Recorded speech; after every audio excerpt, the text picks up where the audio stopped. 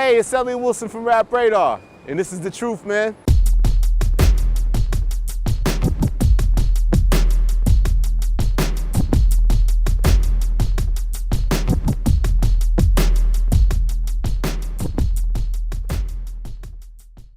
No, it's tough love though. It's like the older brother doesn't let the younger brother beat him in basketball. Because that's not good. You won't prepare. You're not gonna be prepared for the real world. I mean, you do that. Like if you let the day we beat my dad, my uncle, and his best friend in basketball, we ran the house. Yeah. It was a different level of respect. You start talking back and putting chest up a little more. You know what I mean? You have to prepare. You have to prepare for this world. Like this ain't easy. People gonna always constantly pushing you back and closing the door on you, and media and all these things talking about you. And if you're not tough enough to take all that, then you're not gonna make it. They're gonna eat you alive. So you got to make sure that next generation come in also has that metal that they like. Yeah. Man, I was with Hov. I'm not you. That's why NFL investigation. Don't make FBI investigation. I'm making the NFL with all due respect. I'm not disrespecting the NFL. I'm just saying, you investigate me. What are you gonna do? What are you gonna do to me? You're not gonna let me represent players? Okay. You know what I'm saying? Like, what's the worst you're gonna do to me? What can you do I'm just hearing all these verses coming back. Like, this is real talk. Sue me. I mean, what's a couple dollars to me? You know what I mean? It's like entitlement and having things given to you. That's not the real world. Why don't you step aside? Why don't you pass the torch? Why don't you? I'm not into that. That doesn't last. Yeah. That doesn't last. You just be a trust fund baby. But do you think the new generation should have an attitude of like they should study us so much, or should they just have an attitude more like a clean slate of like, fuck that, I'm just gonna build my thing? It has to be a respect. I see Kool Herc, I see Rakim, I see Kane. I have respect for them. Yeah. But I'm competing with them. I'm competing with their legacy. I want to be better than Rakim. I want to be better than Kane. Yeah. That's why I'm doing this, right? So, but I'm competing with them. But I respect them. I mean, everyone knows that. It's clear how much I respect those guys, but you have to respect the person that opened the door and laid some groundwork for you. Yeah. So there's a fine line between that, but also, you supposed to think, I'm sure Cole thinks that his album is better than mine. And I'm cool with that. Yeah. He's supposed to. He's supposed to believe that. But it's a respect thing. It's still a respect thing. Even Drake, we have a great relationship. Yeah. You know what I mean? I know he feels like I'm the next one. I'm right here. Yeah. We hear the lines. I hear feeling like donuts for the take it. Watch you take. He's feeling it. It's cool. Yeah. You know what I mean? It's not. It wasn't meant with malice or disrespect. Yeah. It was just meant with like, I'm coming. Like Yeah. Acknowledge my existence and I'm real. I'm right there on your shoulder. Yeah. He's putting the numbers up with the hits and Billboard charts.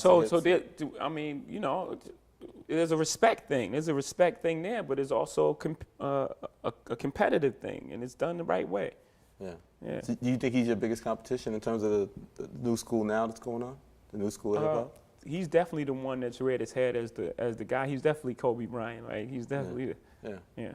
I mean, I understand, you've always been a huge sports fan, and you play fantasy league, all this other stuff, but now you're like bringing it to real life and representing players and, almost like a huge Rucker game or something like that. You know what I mean? Like, when did that become like something that you feel would be more satisfying than being an owner of the Nets? Like, what led to that path of, it seemed like you took such pride in that ownership part, and then now shifting it to this? Yeah, I think my job was done as far as the Nets. They got to Brooklyn. I played my part in that. Even the look and design of and the attitude of the Brooklyn Nets.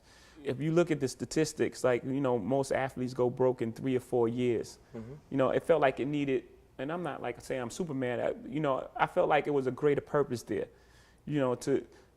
And we were always doing it. We were always mentoring, and LeBron James, and we were always as friends though. Yeah. It was no business arrangement. Just just having discussions and talking about it, and we were always doing it anyway. It was like, man, let's step in and do this the right way, and use the connections and the power and the knowledge we have to help these guys. And I felt it was important, and at least just our presence to get all those agents off their ass and let them get up and get to work, because those guys were just signing contracts and then going home and like 10-year contracts. I'm getting paid every year. I don't have to do anything. Yeah. And I thought it was like a travesty. And then just watching these guys go broke in 4 years, like, yo, you guys don't even care about their well-being. Like, this is egregious. It's like this terrible thing that's going on. No one's saying anything. It's fine. It's fine that these guys just sign you the contract and y'all going broke. You're signing 80, 90, $100 million contracts and you're going broke. That's just terrible management. Well, what do you get out? But I guess helping your friends in some sense of it. But what do you think you get out of it ultimately in that case? The association. I'm helping the culture. These guys are part of us as well. Yeah. These are guys of our cousin. I'm helping the culture. I'm pushing the culture forward in another way. Yeah. I'm pushing the culture forward in another way. I'm not letting these guys get taken advantage of, and I know what's going on, and I'm not going to say anything. Yeah. I'm not going to help them. And I already have this influence. What I'm going to do with it? I got to use it. So it's almost a responsibility. Yeah, I think you touched on that a lot about Watch the Drown. I think people think with successful African-American men, things are a little easier for you, but I feel like you touch on how racism still affects you and how you're pushing to change these type of things. So you don't see it this hip-hop and sports, you see it in a similar similar eye. Yeah, come from the same neighborhoods, same thing. Our dads left. Your dad left, my dad left too. Take LeBron James as an example. Your dad left? Yeah, my dad left too. Your mom's named Gloria. My mom's named Gloria. Our story is so similar. Like, our stories is the same thing. And, it's part of, to me, again, it's like pushing the culture forward in another way. Is that why when, like, you touched on Nicholas Dons, like when even in the African-American community, like someone like Belafonte makes a comment, you get offended by that? Like, I'm offended by that because, first of all, and this is going to sound arrogant, but my presence is charity, just who I am, just like Obama's is. Obama provides hope. Whether he does anything, the hope that he provides for a nation and outside of America is enough. Yeah. You know what I'm saying? Just being who he is. He's the first black president. If he speaks on any issue or anything, he should be left alone. I'm not going to say anything bad about it. Of course, we want to challenge him to do better, but I felt like Belafonte, he just went about it wrong. Like the way he did it in the media, and then he bigged up like Bruce Springsteen or somebody, and it was like, whoa, you just sent like the wrong message all the way around. You know what I'm saying? You bigged up this, Bruce Springsteen is a great guy. You know what I mean? Like, you were this civil rights activist, and you just bigged up the white guy against me in the white media. And I'm not saying that in a racial way. I'm just saying what it is, the fact of what it was. And it was like, that was just the wrong way to go about it. Yeah. But there's always that divide. Like, we're in the 40s, but there's an older African-American generation that still looks down on hip-hop and only sees the negative, only sees that. I'm sure you encountered that. Yeah. That was kind of the dialogue you created kind of with Oprah to get her to try to understand, like, you feel like that's kind of your role to try to, make statements, and that's why you couldn't let a comment like Belafonte make pass, like why you had to address it? Absolutely. I have to challenge even the guys that done so much for us. I have to challenge them to be honest and them to stay on the right path and them to at least have the dialogue with us to understand it. Because of course you hear these buzzwords, you blow homie, you think that's what I'm saying, but you don't understand the message. And like, if you heard that song, if somebody told you those lyrics to that song, you would think it's about a car and watches. But this song is about feeling survivor's guilt and how to deal with charity. This song is totally not what you think it's about. Yeah. You know what I'm saying? So let's have that dialogue, period. And let's hold each other accountable. Okay, you feel like that's the way to hold me accountable? Okay, here. Yeah, you talk about the guilt of giving. You know what I mean? In some sense, like you said, I think coming out of one oak and like, you give people money, but then what are they going to do with that money? And then you said that Rick Rubin said it's out of your hands. Yeah. And I know you also believe in Leor's philosophy of anonymous giving is the best giving. So how do you balance that? Because obviously, as you're successful, people always want to feel like you have a certain responsibility to give back. How do you balance that? I balance it with my instinct, the same way I've lived my life. Like the things that I want to, I feel are important.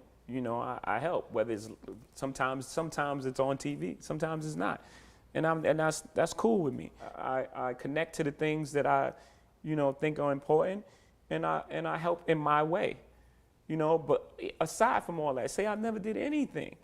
My presence is charity. Just this guy who come from Marcy Projects 5, apartment 5C, 534, who's made it to these places. We playing Yankee Stadium tonight. For the culture of hip hop, for the African American culture, and all these different things. My presence is charity. You know how many people that are inspired by my story, like, period. It's because it's actual, it's realized. It's not hypothetical. It's not someone saying you could do that or you could be the president. Obama is not, you can be the president. No, Obama is the president. You know what I'm saying? Yeah. So it's realized. It's an actual fact. Yeah, we're living it.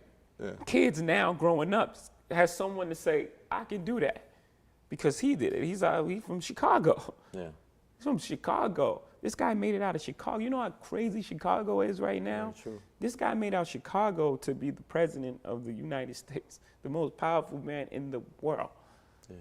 Today, Obama made a statement about Trayvon Martin. I think amazing, amazing, because it's hard in politics to really just make a statement as a human. I felt today it was very admirable because he made a statement as a father and as a black man and as someone who had compassion for the things that we go through because he's been through it before. Yeah. It's certainly not normal. A politician is not supposed to speak like that. No. He went out of his way to address it. Exactly. Not address it. He really gave facts about clutching purses, and we never heard that. We've never heard that come out of the president's mouth, right? Yeah. So that was big. That was really admirable for him. I really have another level of respect for him, like to be in that position and make that stance, because that's what I want to do. I want to be in this position and still talk about what's right and wrong. Yeah. I'm not going to always be right. I'm not going to always do the right thing, but I'm trying. That's my whole goal is to, let me, first of all, maintain a sense of myself, and also I want to represent us. I want to represent us in a way that we've never been represented before, What were your thoughts on Trayvon? I know you was immersed in the case and was watching a lot of it and stuff like that. Like, what?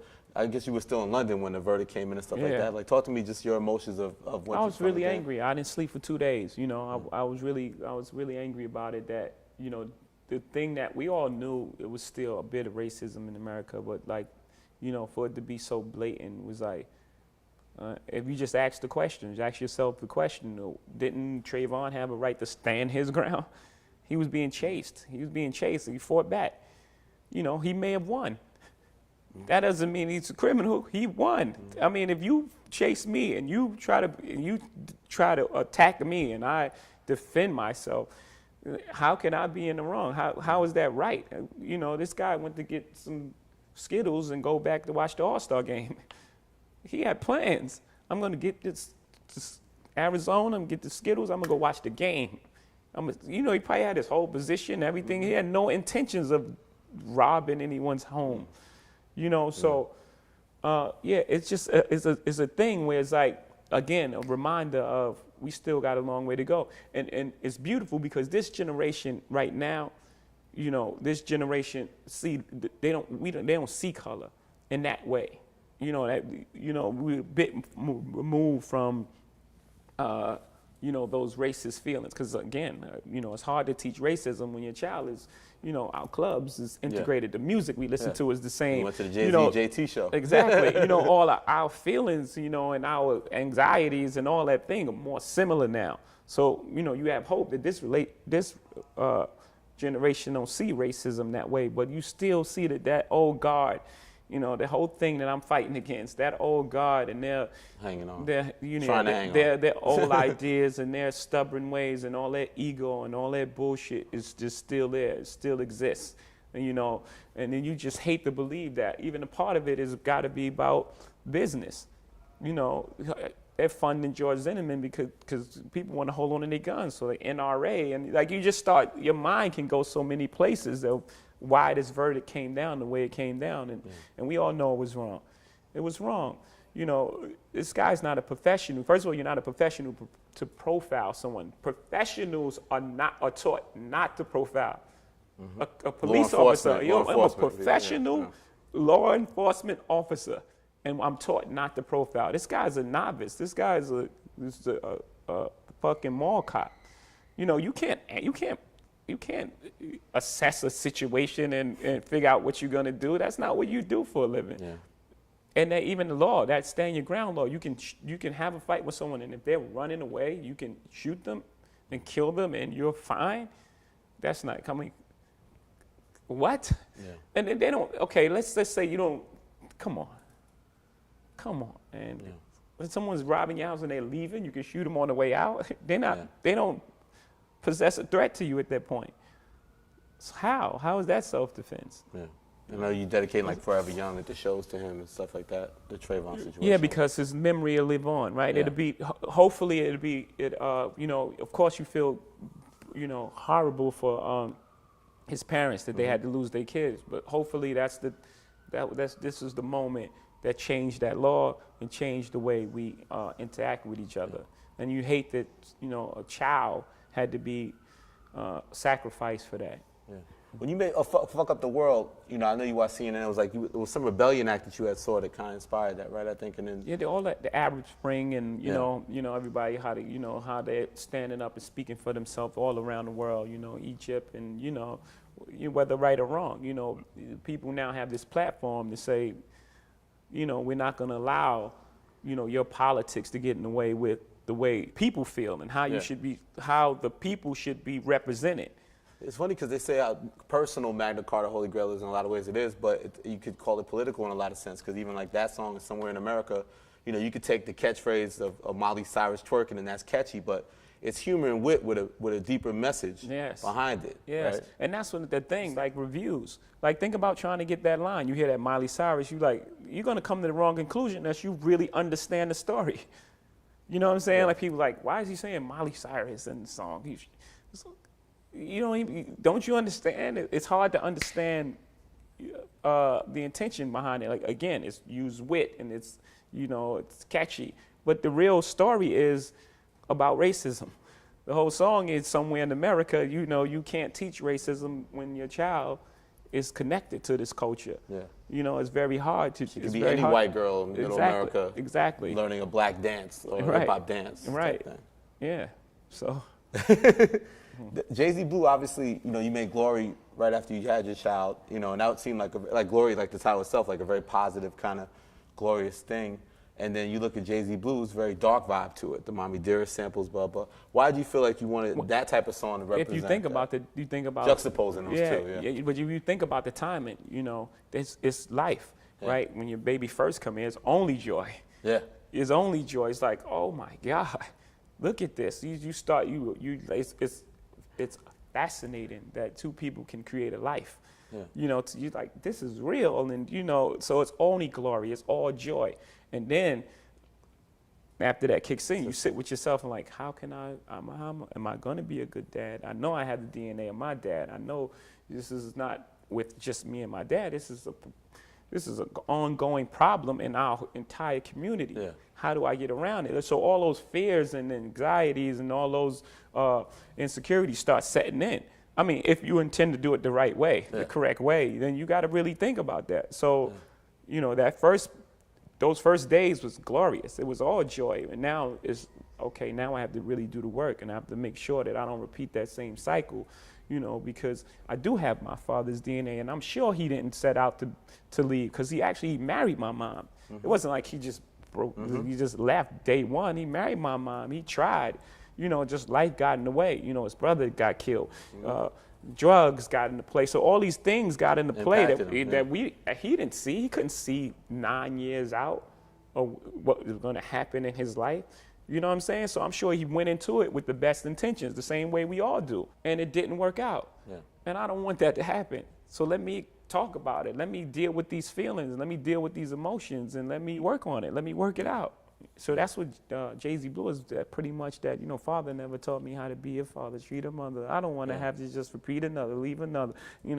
That's the story in a nutshell. Yeah. What's the statement behind putting On the Run on the album, part 2 On the Run? But besides it being really dope, just a showcase of, there's very few relationships in hip hop music. There's a lot of, I took your girl and I'm gonna take her again, and I'm with your girl and I never gave it back. You know what I'm saying? Like, I don't know if people are properly absorbing what I'm doing here. You know what I mean? Like, I don't know in the context making marriage cool. Yeah, not even. Yes, I'm just being honest about it, and that putting those sort of subject matters in hip hop records. You know, that's not normal. Yeah. You know A record what I mean? like On the Run. We wouldn't have got that 3 years ago, 4 years ago. You got a 5 big years ago. pimping. Yeah. But is that is the relationship being such a high-profile relationship? There's people that feel so invested in a positive way and hate on it because of the negative, because that's the way society is. Like, is it interesting to be at that forefront where, you know, you have to deal with everybody else's, you know, feelings and how much they're impacted by what you're just doing and living your life? I tend not to think about it. You know, if I'm talking about it, we having a conversation about it, it comes up, and I think about it. But every day when I'm walking around, I don't think about it at all, because I know I'm living my life right. I just live my life right and go about it the right way, and then everything else will sort itself out. If I'm on the side of right, I'm good. But On the Run is a celebration of it in some sense. That's so what I mean. So I know I'm on the right. So I'm cool. You know what I'm saying? But even if I go wrong a little bit, my karma is immediate. My karma is immediate. I'll know because it's just something to happen that'll be like, oh, that wasn't the right shit to do. You know what I'm saying? Well, I'm glad you agreed to do this, man. That was hopefully the right decision. You know, facts only. Man, it's a wrap, man. 1 hour went by real fast to me. Hope you enjoyed it, man. I appreciate Mr. Carter for his candor. Make sure you subscribe to youtube.com, Jay-Z's Life and Times. Hit us up on Twitter @Life and Times. Hit me up @Elliott Wilson. Was that the best Jay-Z sit-down interview? You tell me. It's Elliott Wilson from Rap Radar, and that's the truth.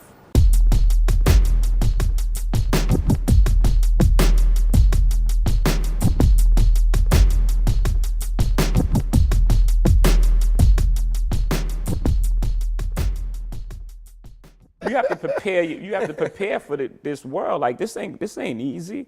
You know, people gonna always constantly pushing you back and closing the door on you, and media and all these things talking about you. And if you're not tough enough to take all that, then you're not gonna make it. They're gonna eat you alive. So you got to make sure that next generation come in also has that metal that they like. Yeah. Man, I was with Hov. I'm not you. That's why NFL investigation don't make FBI investigation. I'm looking at the NFL with all due respect. I'm not disrespecting the NFL. I'm just saying, you investigate me. What are you gonna do? What are you gonna do to me? You're not gonna let me represent players? Okay. It wasn't meant with malice or disrespect. It was just meant with like, I'm coming, like, you know. Yeah. You know, acknowledge my existence and you know I'm real. I'm right there on your shoulder. Yeah. And he's putting the numbers up with the hits and Billboard charts. So I mean, you know, there's a respect thing. There's a respect thing there, but there's also a competitive thing, and it's done the right way. Yeah. Yeah. So do you think he's your biggest competition in terms of the new school now that's going on? The new school of hip hop? He's definitely the one that's reared his head as the guy. He's definitely Kobe Bryant, right? He's definitely yeah. I mean, I understand, you know, you've always been a huge sports fan and you play fantasy league, all this other stuff, but now you're like bringing it to real life and representing. Hey, it's Elliott Wilson from Rap Radar, and this is the truth, man.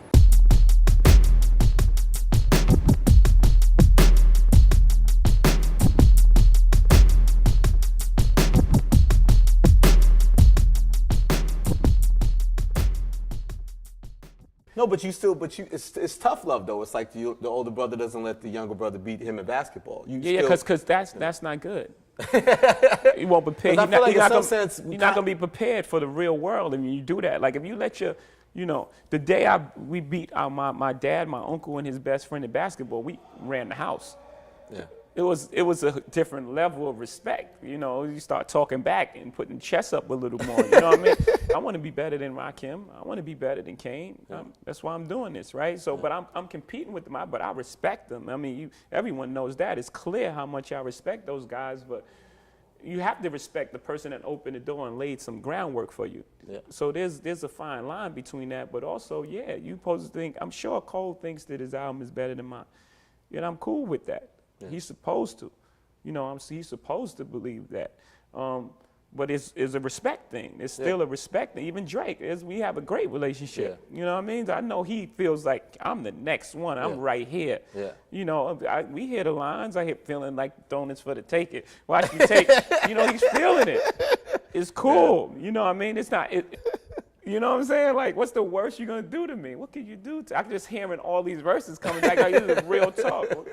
Sue me. I mean, what's a couple dollars to me? You know what I mean? It's like entitlement and having things given to you. That's not the real world. You know, why don't you step aside? Why don't you pass the torch? Why don't you? I'm not into that. That doesn't last. Yeah. You know, that doesn't last. You just be a trust fund baby.